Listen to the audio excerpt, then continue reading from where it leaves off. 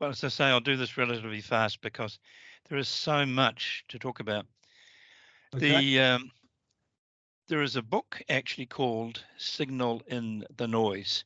And the analogy is if you've ever tried to tune an analog radio, you will have experienced getting a whole lot of static until you get on station. At least, James, you and I have enough miles on the clock to be able to remember doing such things. So what I think we need to be doing is looking for the signal in the static that's around about AI, and there's a heck of a lot of it. What is the signal that we need to be tuning into, if you will? And there's a lot of what you might call pretend signals, things that are claiming to be important in the AI space, but aren't, with a sober view, necessarily that important. So we'll talk about that in a minute. Can we move to the next one, Maddie?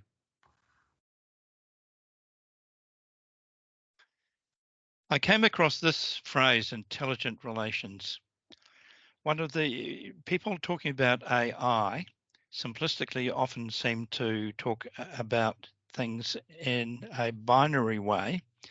Either it's the best thing since the proverbial sliced bread, or it's going to take our jobs and the robots are going to rule sooner or rather than later. I'll say something about that in a minute. The concept that I relate best to and like and would teach is that of extended AI, which is where we use AI assistants to support and extend our capabilities, not contemplating for a minute them taking over. I'll say more about that too in a minute. So maybe something that we need to have in our minds is, what would intelligent relations look like? Next one, please.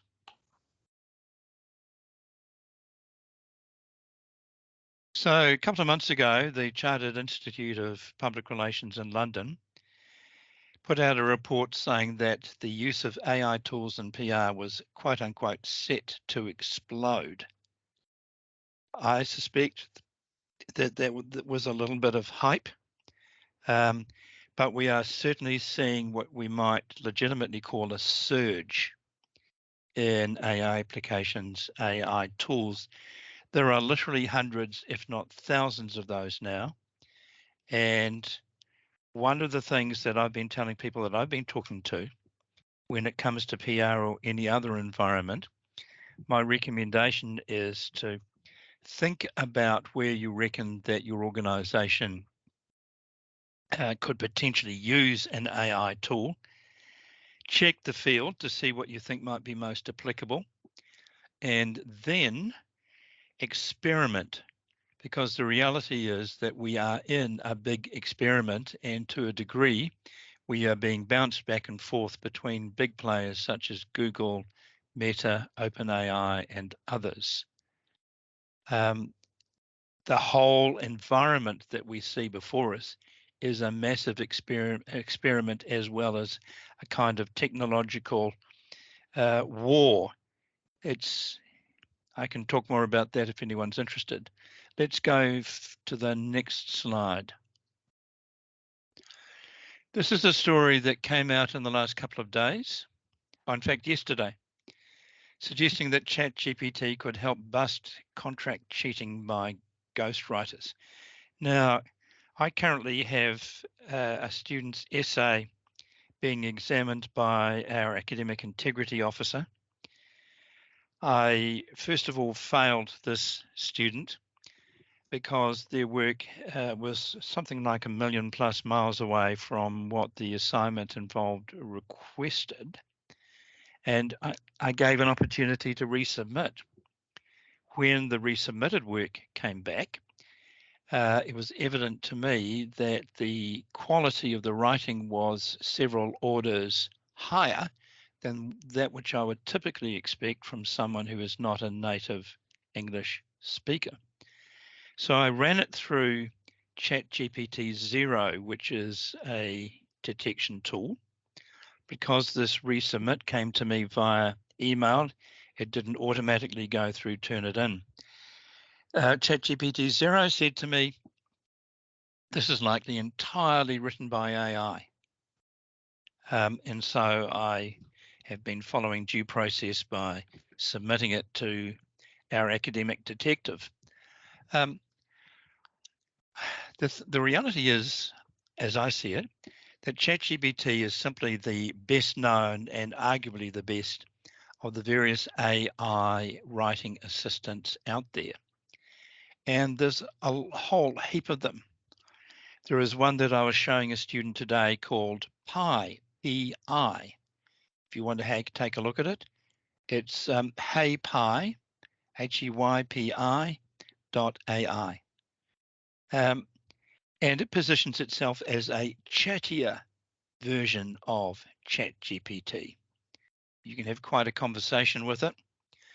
It asked me when I signed up, how's your day going? I said so it's not so great because some students didn't turn up for class, and then it started saying, I'm sorry about that. And we had a conversation about reasons why students don't turn up to class. So it is, as it claims to be, a chattier version, but what we are seeing is a multiplication of tools like this. And my view would be that the multiplication, the ubiquity, if you want to use a longer word, of these assistants means that they are already a fact of life, both in the world of the academy and in the world of the professions, who are looking at all kinds of ways to apply ChatGPT and others. I've also had a go with Google's Bard, B-A-R-D tool, and it's not bad either. The position that RMIT has taken, I believe, is a sound one, and I think applies not only to academics, but also to the industry. Students and colleagues are going to be using these tools. They need to learn how to engage with them ethically and profitably. I had a colleague a few weeks back say to me, I'm just trying to put my head in the sand about ChatGPT. That kind of attitude won't get us anywhere. But in looking at, sorry, if this seems a bit random, by the way, but it is a Friday afternoon.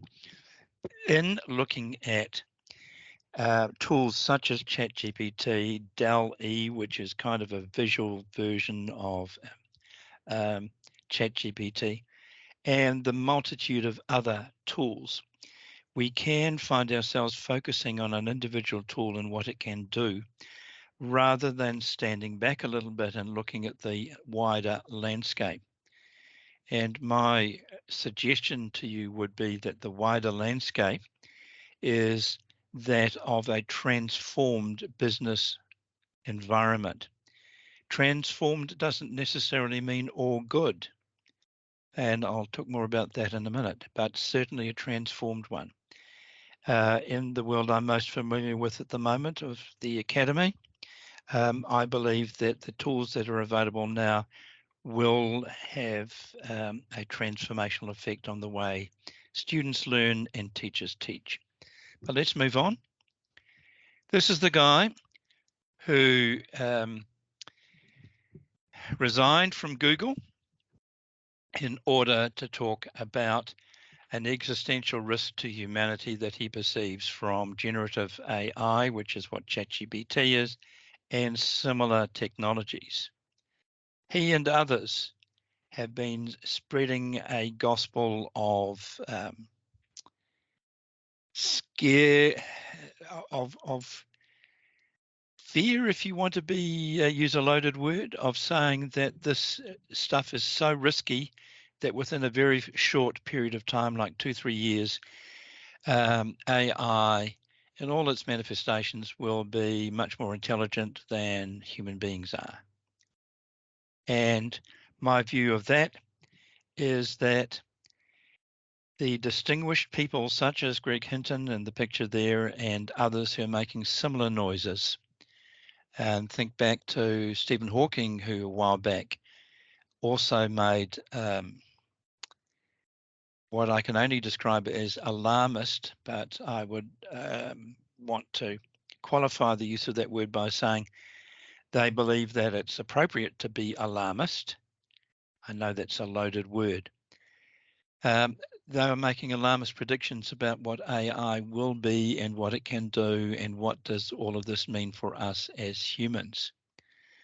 As I see it at the moment, discourse around AI tends to flip-flop from the sky is falling into this is the best thing ever. And I think we have to be conscious of and to understand both sides of this particular spectrum. I have a friend in Auckland who is an eye surgeon and the chief medical officer for an AI startup whose technology applied to a scan of the retina of a diabetic patient can detect within 10 seconds whether that patient has any other health risks. Now, to me, that's a very good thing. The company concerned is using the technology or trialing the technology in vision clinics in India. Good on them, I say. So we need to find some midpoint on the spectrum where we are conscious of and understand the risks such as to privacy, to data sovereignty, to inherent bias, and we are fully conscious of the potential benefits.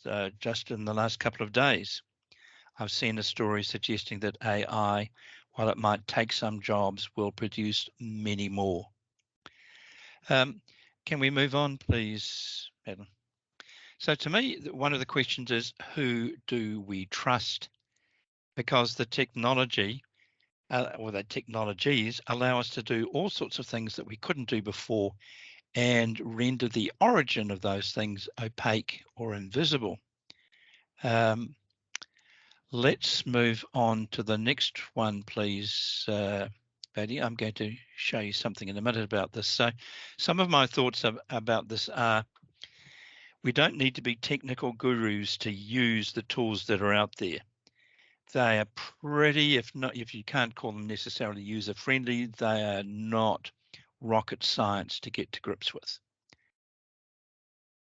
The landscape I've said is dense and we need only figure out the main contours, i.e. which signal out there is relevant to us. We do not need to be experts in coding. There are assistants out there to do that. We do not need to be expert data scientists, analysts, but we do have to have a few clues about what is going on and what it means if you're in a consultancy, what it means for your clients. If you're in a comms team inside an organization, how could it help? How could it be used to produce even greater employee engagement? It's at that higher level that I would suggest we need to be thinking. We do not need to become intimately familiar with every little bump and crevice in the landscape, the technological landscape. Let's go to the next one, please, Patty. Thank you. Now, the top two pictures are ones that made the rounds on social media, particularly like the one of Putin as a Buddhist monk. Arguably, he should be doing a bit of reflection. And the other one is Trump being arrested. The one in the bottom left corner is an image I created using DALL-E. I asked it to produce a picture of an Asian appearance public relations consultant at work. That's what it came back with. But the picture of Biden is there because of something that's relatively new. When we think about AI, we think often about its potential to create false words, fake words, and fake images like the ones of Trump and of Putin. But what's real now is what you might call fake voice. And that's why the Biden picture is there, because someone took Biden's words and created a false verbal output pretending to be that of Biden. You may have heard the term phishing, P-H-I-S-H-I-N-G,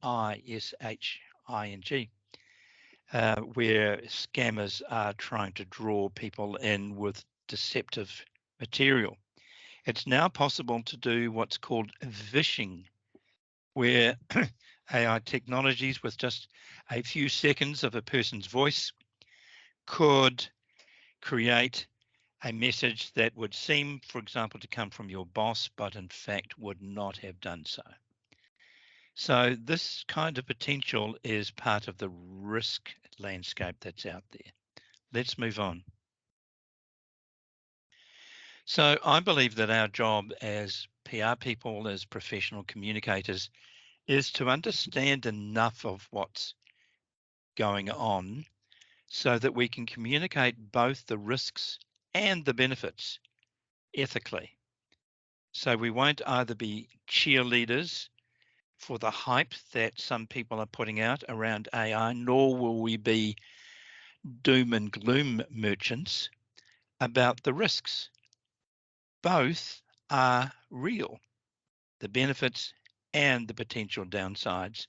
So I'm suggesting that we need to spend time educating ourselves, doing some environmental scanning, either individually or collectively. If we're in a group inside an organization, we need to have enough nous to know what's going on and to be able to pretty accurately interpret its implications as they appear at a particular point in time, given that the technology is so fast changing. Please move on, Maddie. Now,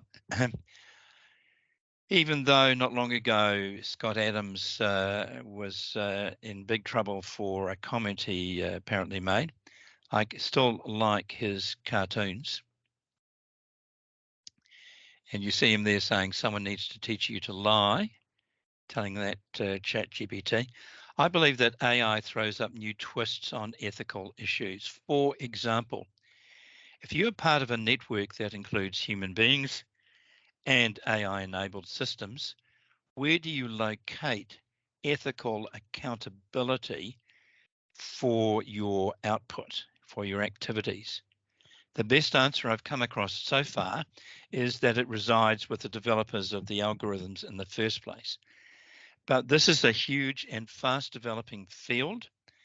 And I think as practitioners who seek to be ethical in what we do, we need to wrap our minds around the ethical potential, both for good and for not so good, as we consider not only what's happening with the technologies, but how clients who may be implementing AI-enabled systems confront the issues that emerge.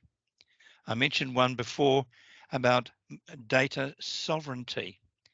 There are voices in the Māori community here in New Zealand who are saying we own our data. And therefore, if you're wanting to scrape our data into your training database for a chatbot, you've got to talk to us about that because we own our data. So that's one of the ethical issues that's out there. Please move on, Maddie. That's a picture of the front cover of the ethics guide that the Chartered Institute of Public Relations in London put out. And they've been doing some sterling work around all things AI and have a standing committee on AI and PR, which produces reports of various sorts. But I believe we can't leave it to an AI system of any kind to make ethics calls. We as a profession need to adopt some guidelines. Now, the Public Relations Council has come out with a set of guidelines on AI, but wisely, I think, because of the dynamic nature of what's happening with the technologies, they have decided to review their guidelines every quarter in order to stay current. So I think that is as I said, a wise course of action, recognizing how fluid the whole AI environment is. And let's move on, please, Maddie. So I like this quote by Walt Disney.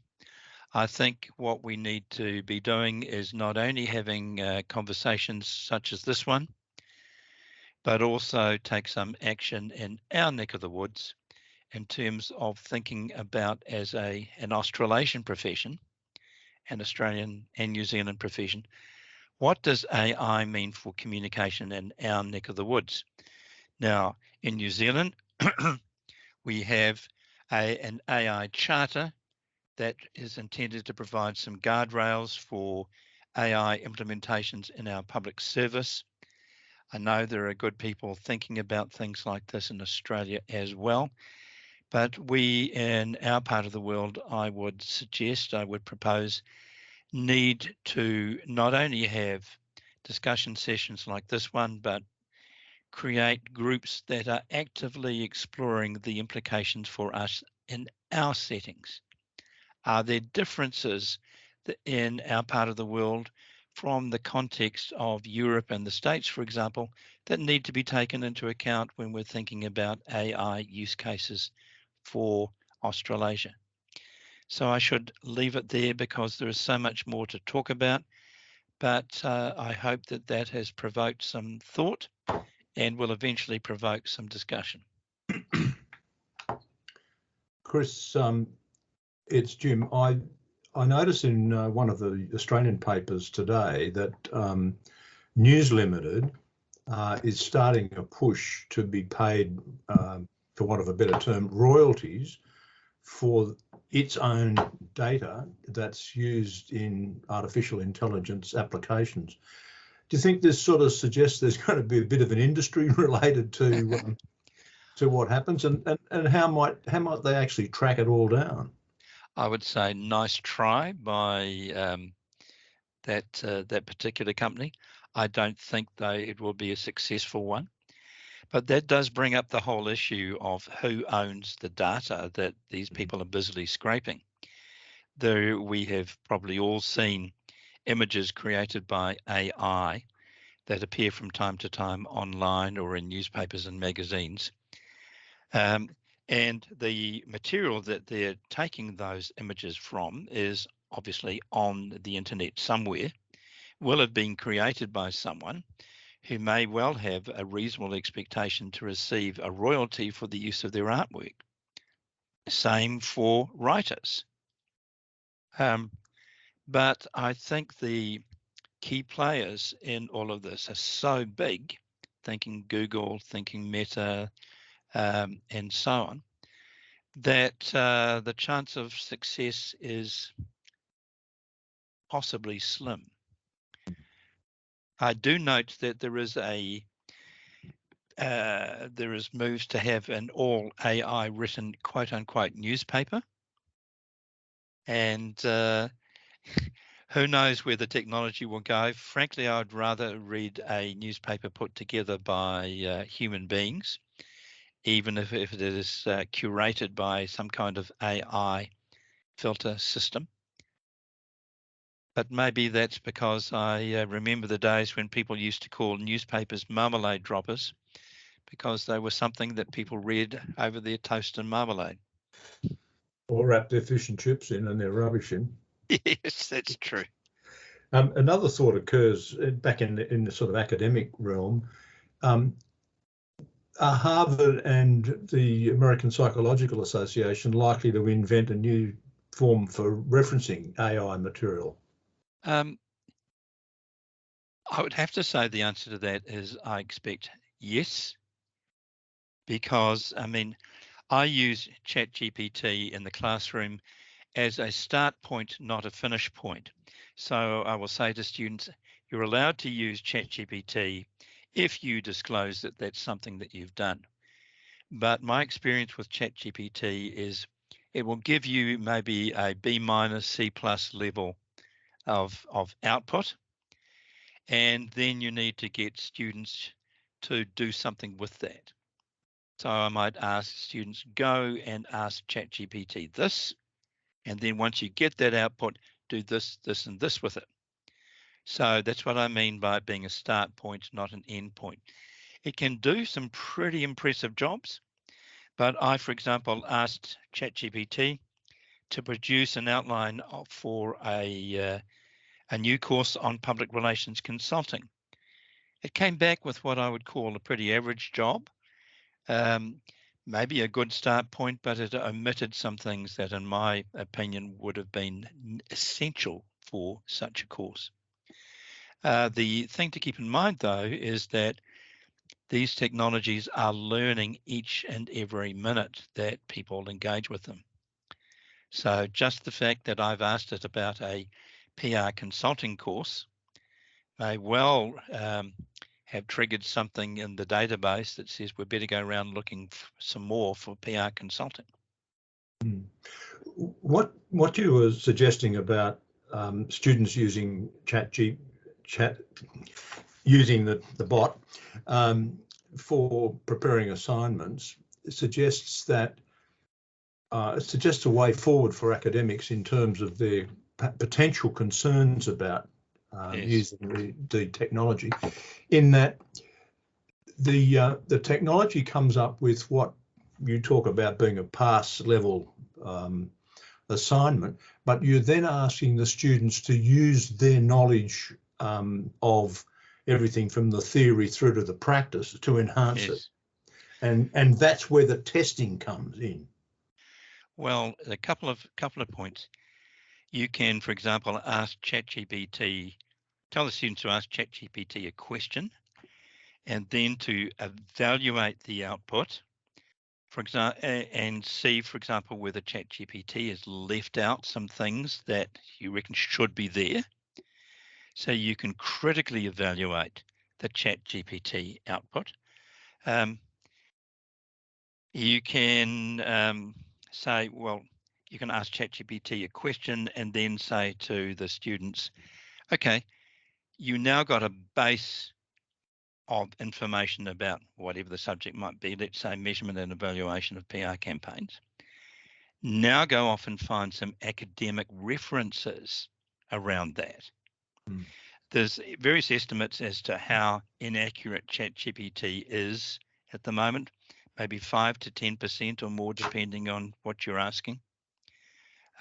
Google's Bard engine is not bad. I've tried it much less than I've tried ChatGPT. But here's a question from someone. Is there any way that educators like us can use ChatGPT in positive ways?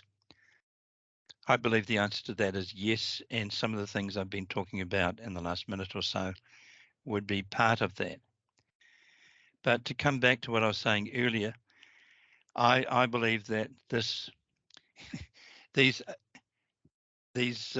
tools are growing like the proverbial mushrooms. They are going to be part of the landscape, not only in which we operate, in which PR practitioners must operate, but also students. The students will inevitably use these tools. And what the job of educators is, I think, is to help them to do so productively and ethically. So yes, there's a potential for creating fakes, like the pictures I showed you, but there's also potential for good. And there's potential for a bit of fun.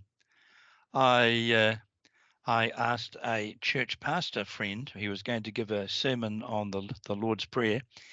I asked ChatGPT, give me a sermon on the Lord's Prayer and its importance. It came back with something that was pretty good, beginning, dear brothers and sisters. So I passed it on to the pastor. But you can have fun. But I think we, both as academics and as professionals, are in a zone of experimentation. Nobody has any fixed and permanent ideas on this at the moment because the technology is evolving so fast. We are still learning how to use it to maximum effect. You find all sorts of people on Facebook advertising, sign up to get 400 prompts for ChatGPT and that sort of thing. And discussion around jobs as prompt engineers to get the best out of ChatGPT. Those sorts of things will be part of our future, but at the moment the concrete is extremely wet. over the summer, last summer, my grandson, who's at the ANU, did an elective unit on astronomy. Right. Why astronomy, I don't know, because he's doing economics and environmental science. But he was allowed to use ChatGPT for the exam. Right. And I'd be puzzled as to how you really work out whether he knew anything about the topic if he's using something else to help him.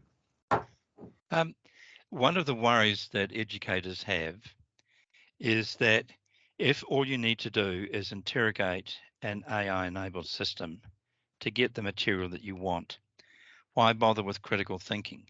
Why bother with trying to, logically work your way through a thought process to a viable conclusion?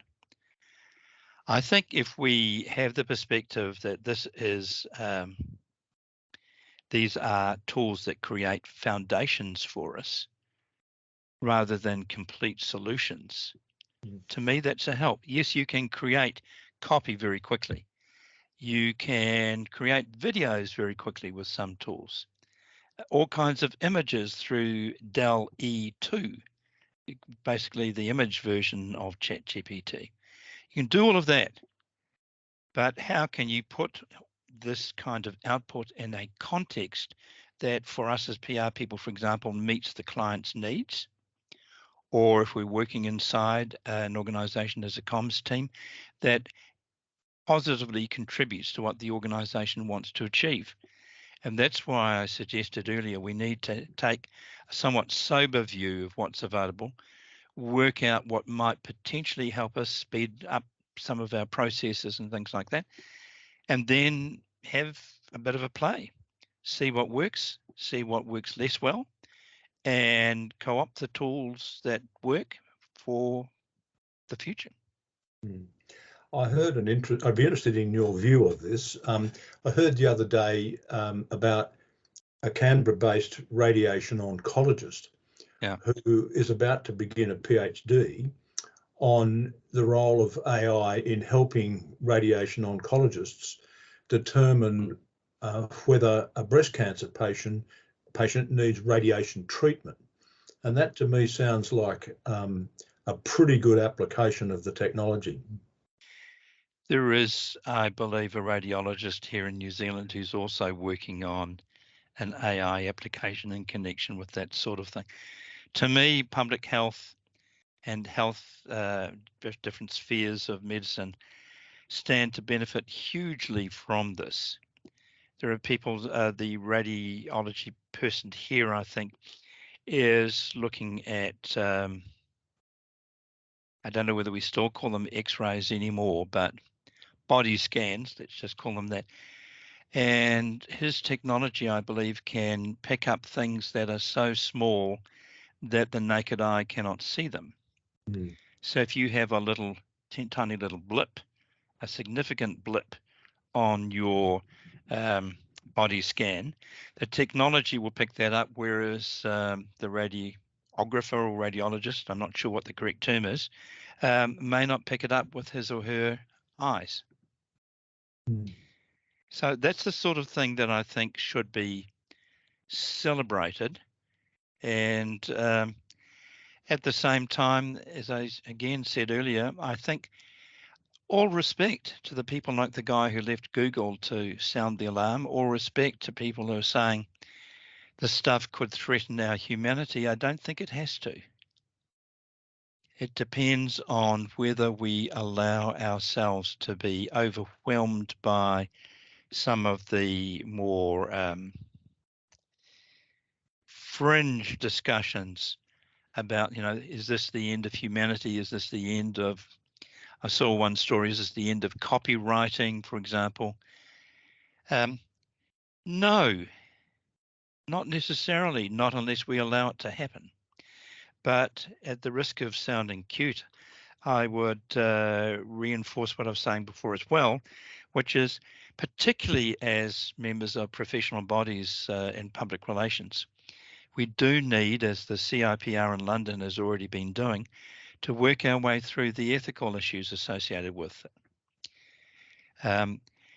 And AI implementations do throw up ethical issues, both new ones and familiar ones. So if a manufacturing firm is implementing an AI system, let's say to help it deal with customers, and that means that 3 or 4 or 5 people don't have a job anymore, how do you communicate that to the staff?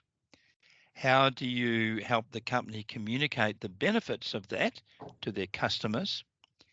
How do you communicate all of that to the union that might be involved? There's no doubt that AI systems can bring opportunities for reduced staffing in some areas, but as I have seen recently, there is also potential for new jobs and not just as prompt engineers. Well, are there any more questions? And I think we might be getting close to running out of time, are we, Maddie? Okay. Sorry, on mute, but no questions. Okay, well, I think we might give Chris a break, and I'd like to thank him on behalf of the Institute and the Education Community Committee for his chat today. We've appreciated your thoughts, Chris, and we thank you for coming across the Dutch. Well, next time we meet, we'll have to have some fish and chops together, James. We're meeting in a fortnight, mate. Let's hope the technology works. we will. And can I just finish by saying the most fun thing that I've come across in terms of what people have done with ChatGPT detection tools, somebody fed part of the biblical book of Genesis into it, and it came back saying, written by AI. So was the Lord responsible for the first AI? Subject for discussion in the future. So it's not new technology is what you're saying? As I say, a discussion for the future. Thank you for the opportunity. This is something I'm working on, and together, continually, together with a colleague in Sydney and 2 in the States, we have a book now in production on strategic communication, AI and activism under the Rutledge banner. So I don't know when exactly that will emerge, but our hope is that that will further contribute to debates and discussions about that. Thank you, Chris, and thank you to Maddie at the PRIA head office for producing the show. Goodbye.